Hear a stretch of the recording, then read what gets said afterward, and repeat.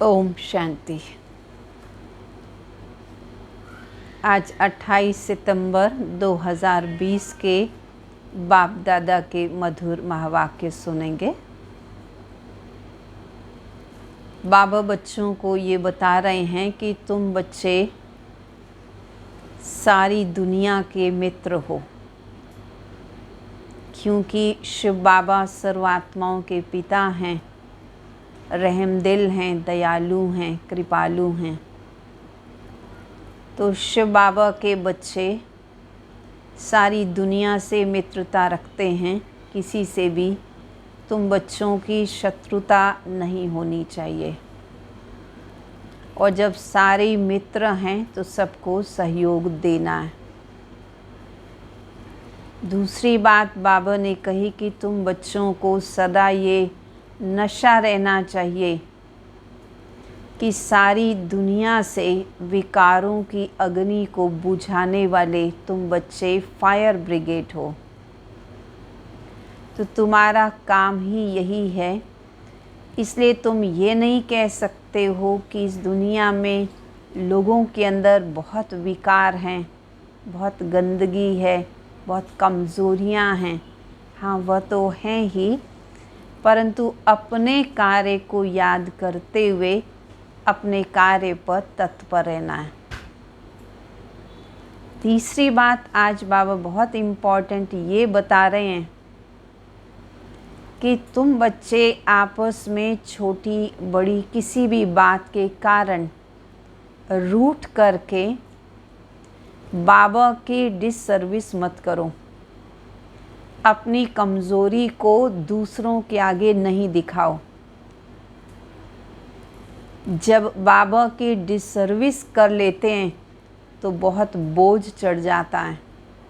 इसलिए बाबा ने कहा तुम बच्चों को सदैव पुण्य का काम करना है, बाबा की सर्विस पर ही तत्पर रहना है। सुनेंगे सभी महावाक्यों को बड़े ही प्यार से। मीठे बच्चे, तुम सारी दुनिया के सच्चे सच्चे मित्र हो। तुम्हारी किसी से भी शत्रुता नहीं होनी चाहिए, है भी नहीं, होनी भी नहीं चाहिए। प्रश्न है, तुम रूहानी मिलिट्री हो, तुम्हें बाप का कौन सा डायरेक्शन मिला हुआ है जिसे अमल में लाना है। तुम्हें डायरेक्शन है कि बैच सदा लगा कर के रखो। ये जो बैच है बाबा ने बनवाए हैं खास बच्चों के लिए, तो बाबा कहते बैच सदा लगा कर के रखो। फिर जब कोई पूछे कि क्या है या तुम कौन हो, तो बोलो हम हैं सारी दुनिया से काम विकार की अग्नि को बुझाने वाले फायर ब्रिगेड। इस समय सारी दुनिया में काम की अग्नि लगी हुई है। हम सबको संदेश देते हैं, अब पवित्र बनो, दैवी गुण धारण करो तो बेड़ा पार हो जाएगा। तो सारी दुनिया से इस तपत को, इस अग्नि को बुझाना है। परंतु बैच लगा हुआ होगा तो उनको समझ में आएगा कि हाँ, ये किस कार्य के निमित्त हैं। जिसकी जो ड्यूटी होती है उसकी यूनिफॉर्म अलग होती है। कईयों को स्टार भी लगाए हुए होते हैं, कईयों की यूनिफॉर्म भी होती है। तो वैसे ही बाबा कहते तुम बच्चों की यूनिफॉर्म तो है ही, परंतु बैच भी ज़रूर बच्चों को लगा कर रखना चाहिए। ओम शांति। मीठे मीठे रूहानी बच्चे सहज याद में बैठे हैं। कोई कोई को मुश्किल भी लगता होगा, है तो सहज ही, पर फिर भी कई बच्चों को ये मुश्किल भी महसूस होता होगा। बहुत मूंझते हैं, कंफ्यूज होते हैं कि हम टाइट अथवा स्टिक्ड होकर के बैठें। कई सोचते हैं योग में बैठना है तो बिल्कुल कमर सीधी करके एकदम अपनी बॉडी को स्टिफ करके टाइट करके बैठें। बाबा कहते ऐसी कोई बात नहीं है, कैसे भी बैठो। बाबा तो पिता है, पिता को याद करना है। तो याद करने के लिए कोई शरीर के स्पेशल पोज की ज़रूरत नहीं है, सिर्फ बाप को याद करना है। इसमें मुश्किलात की कोई बात नहीं है। वह हठ योगी ऐसे टाइट होकर बैठते हैं, टांग पर टांग चढ़ाते हैं। यहाँ तो बाबा कहते बच्चे आराम से बैठो, बाप को और 84 के चक्र को याद करो। ये है ही सहज याद। उठते बैठते बुद्धि में याद रहे। जैसे देखो ये छोटा बच्चा बाप के बाजू में बैठा है, इनको बुद्धि में माँ बाप की याद होगी। वैसे तुम भी बच्चे हो, बाप को याद करना तो बहुत सहज है। हम बाबा के बच्चे हैं, बाबा से हमको वर्षा लेना है। शरीर निर्वाह अर्थ ग्रस्त व्यवहार में भले रहो। सिर्फ क्या करो? सिर्फ औरों की याद बुद्धि से निकाल दो। जो देहधारियों की याद है वो बुद्धि से निकाल दो। कोई हनुमान को, कोई किसी को, कोई साधु संत महात्मा को याद करते थे।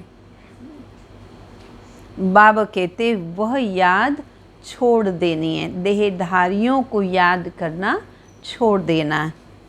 याद तो करते हैं ना। पूजा के लिए पुजारी को मंदिर में जाना पड़ता है, इसमें कहीं जाने की भी दरकार नहीं है।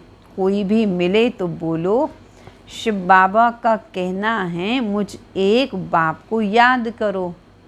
शिव बाबा तो निराकार है, ज़रूर वह साकार में ही आकर कहते हैं मामेकम याद करो, मैं पतित पावन हूँ। यह तो राइट अक्षर है ना। बाबा कहते मुझे याद करो, तुम सब पतित हो। ये पतित तमो प्रधान दुनिया है, इसलिए बाबा कहते बच्चे किसी भी देहधारी को याद मत करो। क्यों? क्योंकि सभी पतित हैं। तो फिर किसको याद करके आप पावन बनना चाहते हो? ये तो अच्छी बात है ना कि एक निराकार बाबा को याद करना है। कोई गुरु आदि की महिमा नहीं करते, बाप सिर्फ कहते मुझे याद करो तो तुम्हारे पाप कट जाएंगे। तो यह है योग बल अथवा योग अग्नि। बेहद का बाप तो सच कहते हैं ना। गीता का भगवान निराकारी है, श्री कृष्ण की बात नहीं है। भगवान कहते सिर्फ मुझे याद करो तो पावन बन जाओगे, और पावन बनने का कोई उपाय है ही नहीं। पावन होकर जाने से ऊंच पद पाएंगे, नहीं तो कम पद हो जाएगा। हम तुमको बाप का संदेश देते हैं, ये बोलो हम तो संदेशी हैं, मैसेंजर हैं। इस समझाने में कोई तकलीफ़ नहीं है। बाकी तुम याद करो या नहीं करो ये तुम्हारी मर्ज़ी। हमने तो परमात्मा का पैगाम आपको दे दिया है। माताएं, अहिल्याएं, कुब्जाएं भी ऊंच पद पा सकती हैं, चाहे यहाँ रहने वाले हों, चाहे घर गृहस्थों में रहने वाले हों। ऐसे नहीं कि यहाँ रहने वाले ही जास्ती याद कर सकते हैं, घर में रहने वाले ज़्यादा याद नहीं कर सकते, ऐसा भी नहीं है। बाबा कहते बाहर में रहने वाले भी बहुत याद में रह सकते हैं, बहुत सर्विस भी कर सकते हैं। यहाँ भी बाप से रिफ्रेश होकर फिर जाते हैं, तो अंदर में कितनी खुशी रहनी चाहिए। इस छींची दुनिया में तो बाकी हम थोड़े रोज़ के लिए हैं, फिर चलेंगे हम। कहाँ पर चलेंगे? श्री कृष्णपुरी में। कृष्ण के मंदिर को भी सुखधाम कहते हैं। तो बच्चों को अपार खुशी होनी चाहिए। बाबा के बने, बाबा को याद करते रहें तो अपार खुशी होनी चाहिए। जबकि तुम बेहद के बाप के बने हो, तुम कोई स्वर्ग का मालिक बनाया था। तुम ही कहते हो बाबा 5000 वर्ष पहले भी हम आपसे मिले थे और फिर 5000 वर्ष के बाद मिलेंगे। अब बाप को याद करने से माया पर जीत पानी है। अब इस दुख धाम में तो रहना नहीं है। तुम पढ़ते ही हो किस लिए? सुख धाम में जाने के लिए। सबको हिसाब किताब चुकतू कर वापस जाना है। मैं आया ही हूँ नई दुनिया स्थापन करने, बाकी सब आत्माएं चली जाएंगी मुक्ति धाम में। बाबा कहते मैं कालों का काल हूँ, सबको शरीर से छुड़ाए और आत्माओं को ले जाऊंगा। सब कहते भी हैं कि हम जल्दी जाएं, यहाँ तो रहना नहीं है, ये तो पुरानी दुनिया पुराना शरीर है, ये तो दुखधाम है, यहाँ रहना नहीं चाहते हैं।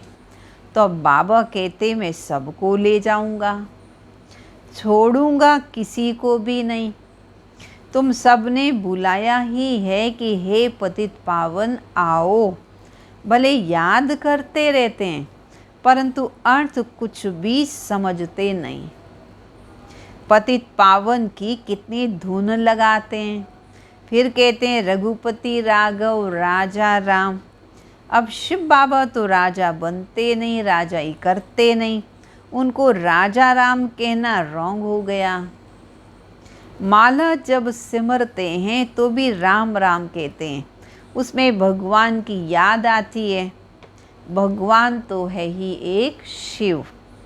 मनुष्यों ने बहुत सारे नाम रख दिए, कृष्ण को भी श्याम सुंदर, वैकुंठनाथ, मक्खन चोर, बहुत सारे नाम दे दिए। तुम अभी कृष्ण को मक्खन चोर तो नहीं कहोगे, तुम समझते हो वहाँ मक्खन चोरी करने की तो ज़रूरत ही नहीं है। जहाँ सब चीज़ अथाह होती है वहाँ चोरी की ज़रूरत नहीं रहती। मक्खन तो वहाँ अथाह होता है, क्योंकि बाबा ने कहा शेर बकरी एक घाट पर पानी पीते हैं, दूध घी की तो वहाँ पर नदियाँ बहती हैं। तो फिर कृष्ण को जो फर्स्ट प्रिंस है उसको मक्खन चुराने की क्या ज़रूरत पड़ेगी। अभी तुम समझते हो भगवान तो एक ही निराकार हैं, कोई भी देहधारी को भगवान नहीं कह सकते। ब्रह्मा विष्णु शंकर को भी भगवान नहीं कह सकते, क्योंकि वो भी तो आकारी देवता हैं।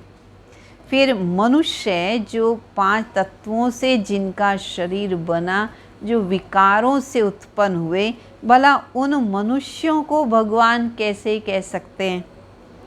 बाबा कहते मैं तुमको सब राज समझाता हूँ। शिव बाबा ने स्वर्ग स्थापन किया, उसके ये लक्ष्मी नारायण मालिक बनते हैं। ज़रूर उससे पहले उन्होंने पुरुषार्थ किया होगा।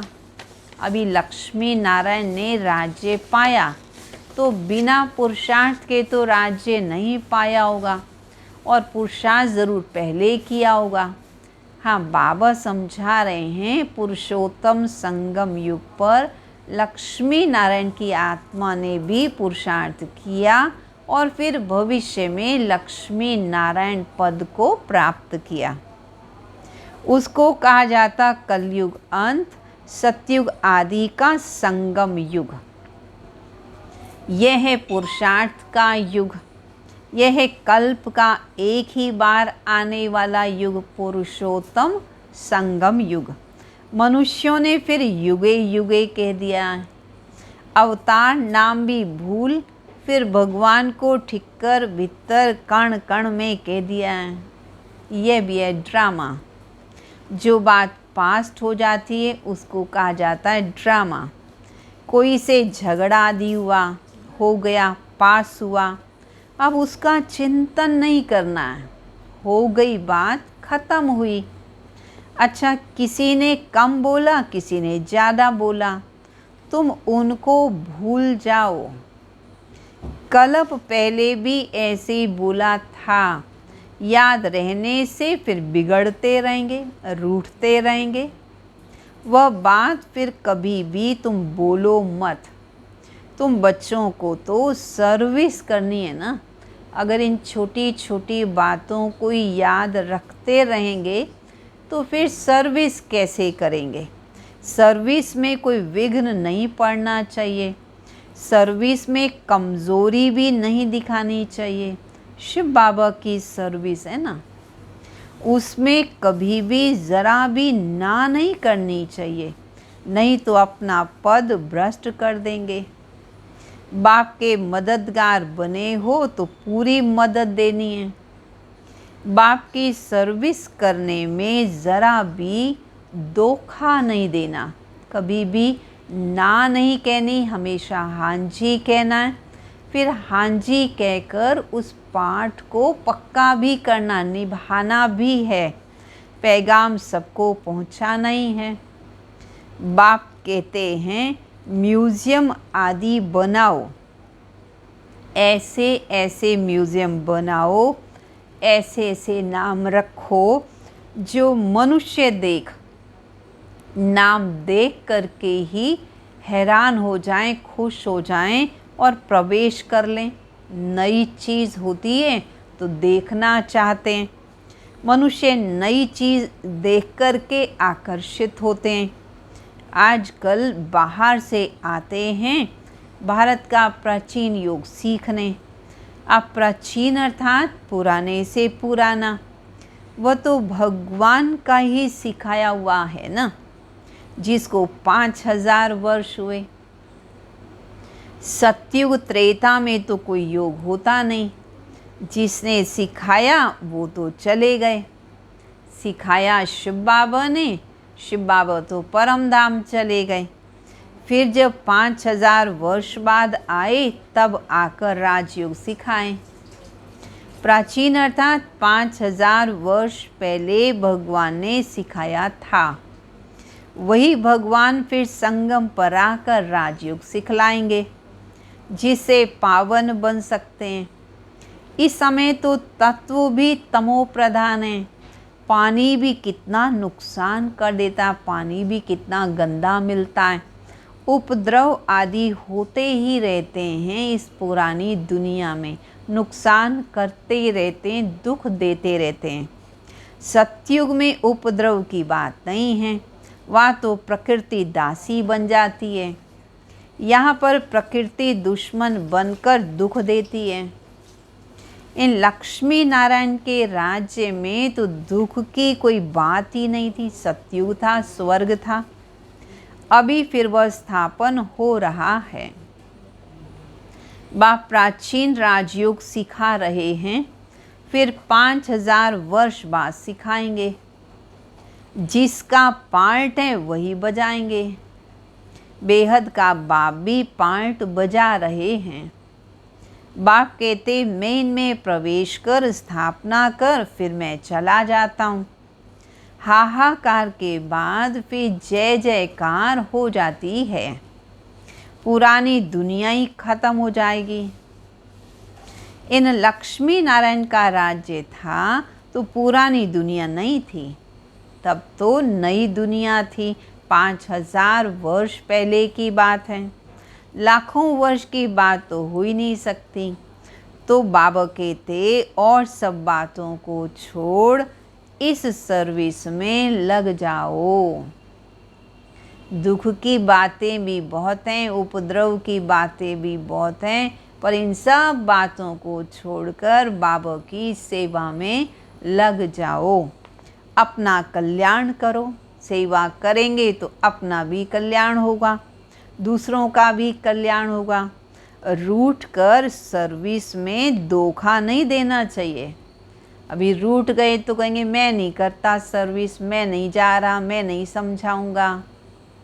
तो बाबा कहते रूठ कर सर्विस में कभी धोखा नहीं देना चाहिए। यह है ईश्वरीय सर्विस।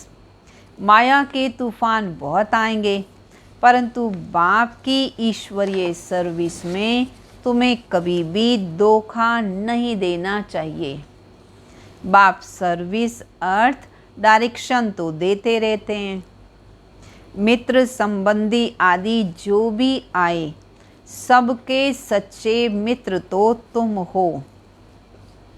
तुम ब्रह्मा कुमार ब्रह्मा कुमारियाँ तो सारी दुनिया के मित्र हो, क्योंकि तुम बाप के मददगार हो। मित्रों में कोई शत्रुता नहीं होनी चाहिए। कोई भी बात निकले तो बोलो शिव बाबा को याद करो। बाप की श्रीमत पर चलना चाहिए, नहीं तो बहुत नुकसान कर देंगे।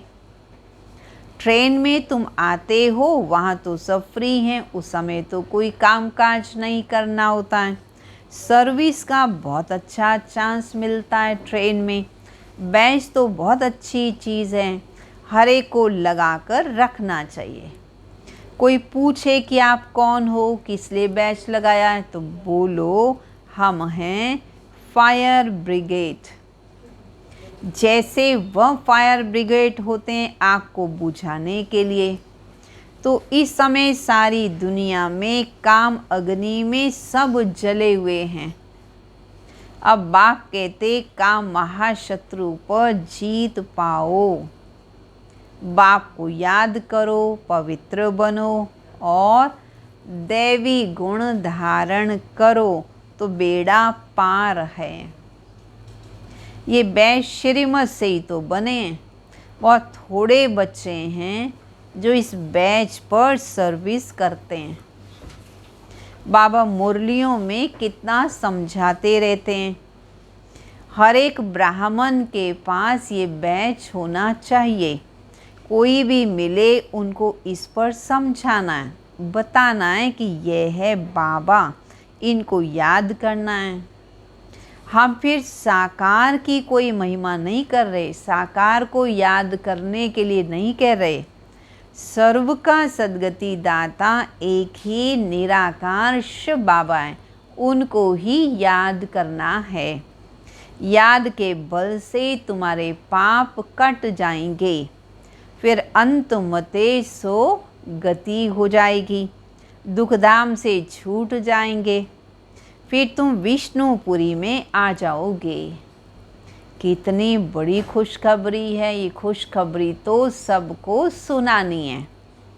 साहित्य भी दे सकते हो। बोलो अगर तुम गरीब हो तो तुम्हें हम फ्री दे सकते हैं। साहूकार हो तो तुम इसका भी पैसा दो और गरीबों को साहित्य देने के लिए भी कुछ खर्च करो। साहूकारों को तो पैसा देना ही चाहिए, क्योंकि यह तो बहुत और भी छपाने हैं। ये चीज़ ऐसी है जिसे तुम फकीर से विश्व का मालिक बन जाओगे। समझानी तो मिलती रहती है। कोई भी धर्म वाला हो, बोलो वास्तव में तो तुम आत्मा हो। अपने को आत्मा समझ बाप को याद करो। अब विनाश सामने खड़ा है, दुनिया तो बदलने वाली है। शिव बाबा को याद करेंगे तो विष्णुपुरी में आ जाएंगे। बोलो ये आपको हम करोड़ों पद्मों की चीज़ देते हैं। बाबा ने कितना समझाया, बैच पर सर्विस करनी है, फिर भी बच्चे बैच लगाते ही नहीं हैं। लज्जा आती है। ब्राह्मणियाँ जो पार्टी लेकर आती हैं अथवा कहीं ऑफिस आदि में अकेली जाती हैं तो ये बैच तो ज़रूर लगा रहना चाहिए। जिसको तुम इस पर समझाओगे वो बहुत खुश होंगे। उनका तो बेड़ा ही पार हो जाएगा, कल्याण हो जाएगा। बोलो हम एक बाप को ही मानते हैं, वही सबको सुख और शांति देने वाले हैं, उनको याद करो। पतित आत्मा तो परम धाम में जा नहीं सकती। अब ये पुरानी दुनिया बदल रही है। ऐसे ऐसे रास्ते में सर्विस करते आना चाहिए, तुम्हारा नाम बहुत बाला होगा। बाबा समझते हैं शायद बच्चों को लज्जा आती है, इसलिए बैच पहन सर्विस नहीं करते हैं। एक तो बैच, फिर सीढ़ी का चित्र, त्रिमूर्ति का चित्र, सृष्टि चक्र ये गोला और झाड़ का चित्र, ये हमेशा साथ में होना चाहिए अगर सेवा का उद्देश्य है तो। आपस में बैठ एक दूसरे को समझाओ। बाबा कहते आप आपस में एक दूसरे को समझाने लगोगे तो दूसरे भी सुनेंगे, वो भी इकट्ठे हो जाएंगे। पूछेंगे ये क्या है? बोलो शिव बाबा इनके द्वारा, ब्रह्मा के द्वारा नई दुनिया स्थापन कर रहे हैं। अब बाबा कहते मुझे याद करो और पवित्र बनो। अपवित्र तो वापस जा नहीं सकेंगे। ऐसी मीठी मीठी बातें सुनानी चाहिए तो खुशी से सब सुनेंगे। प्यार से सुनाएं, शुभ भावना से सुनाएं, खुशी से सुनाएं तो सब सुनेंगे। परंतु कोई की बुद्धि में बैठता नहीं है। सेंटर पर क्लास में जाते हो तो भी बैच लगा रहे। मिलिट्री वालों को ये बैच हमेशा अपना लगा रहता है। उनको तो कभी लज्जा नहीं आती है, उनको तो बड़ा गर्व का अनुभव होता है। तो तुम्हें भी बैच लगा के बड़ा गर्व का अनुभव करना चाहिए। तुम भी रूहानी मिलिट्री हो ना। बाप डायरेक्शन देते हैं, फिर अमल में तो बच्चों को लाना है। बैच लगा रहे तो शिव बाबा की भी याद रहेगी। हम शिव बाबा के बच्चे हैं। दिन प्रतिदिन सेंटर्स भी खुलते जाएंगे। कोई ना कोई निकल आएंगे, कहेंगे फलाने शहर में आपकी ब्रांच नहीं है, वहाँ पर आप ब्रांच खोलो। ऐसे भी कहेंगे। बोलो कोई प्रबंध करे मकान आदि का, तो फिर हम सेवा करने के लिए तैयार हैं। निमंत्रण दें तो हम जाकर सर्विस कर सकते हैं। हिम्मते बच्चे, मददे बाप। बाप तो बच्चों को ही कहेंगे। बाबा किसको भेजेंगे सेंटर खोलने के लिए? बाबा तो फिर बच्चों को ही भेजेंगे, कहेंगे जाओ, जाकर सेंटर खोलो, सर्विस करो। ये सब शिव बाबा की दुकानें हैं, बच्चों द्वारा चला रहे हैं। सेंटर्स भी चलते कैसे? बच्चों के द्वारा ही सेंटर्स की सेवा होती है। अच्छा, मीठे मीठे सिक्के लदे बच्चों प्रति माता पिता बाप दादा का याद, प्यार और गुड मॉर्निंग। रूहानी बाप की रूहानी बच्चों को नमस्ते। रूहानी बच्चों की रूहानी बाप दादा को नमस्ते, नमस्ते, नमस्ते। धारणा के लिए मुख्य सार। कभी आपस में रूठ कर सर्विस में धोखा नहीं देना है। रूठे और अपना रूठना दुनिया के आगे दिखाते रहे कि हम रूठे हुए हैं, हमारा मूड ठीक नहीं है।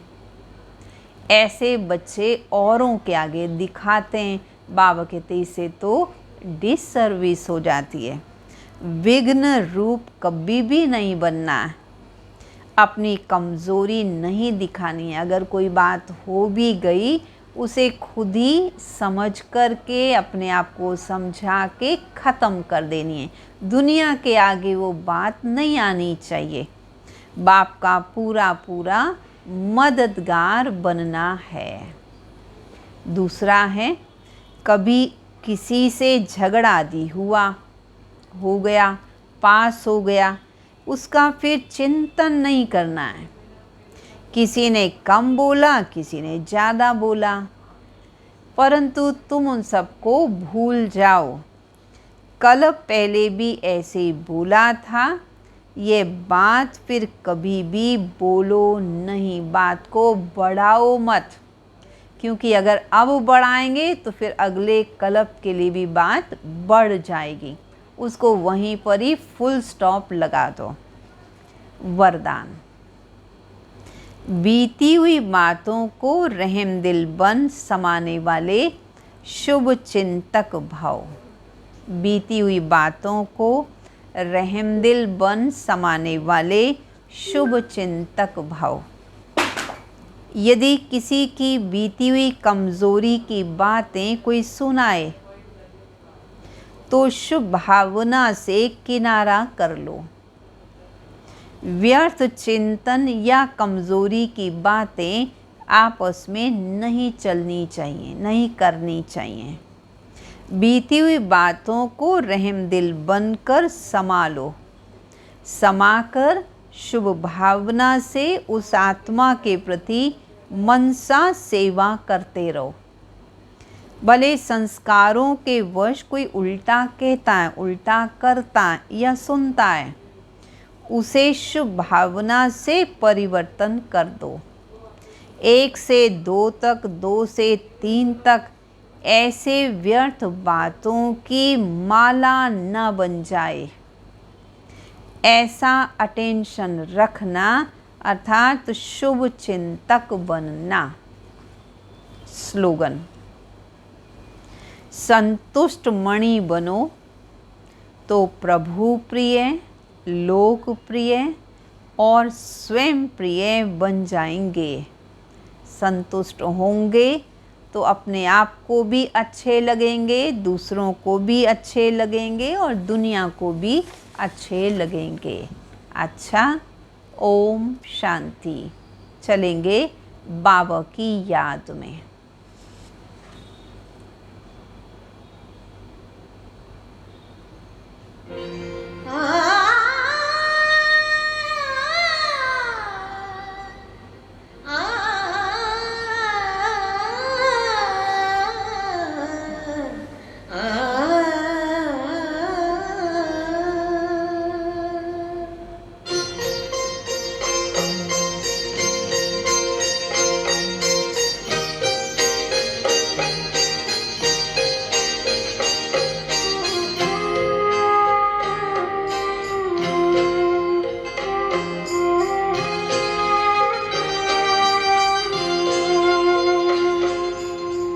मन की आँखों ने देखा पास आकर आपके, मन की आँखों ने देखा पास आकर आपके, जिंदगी का रंग सुनहरा हो गया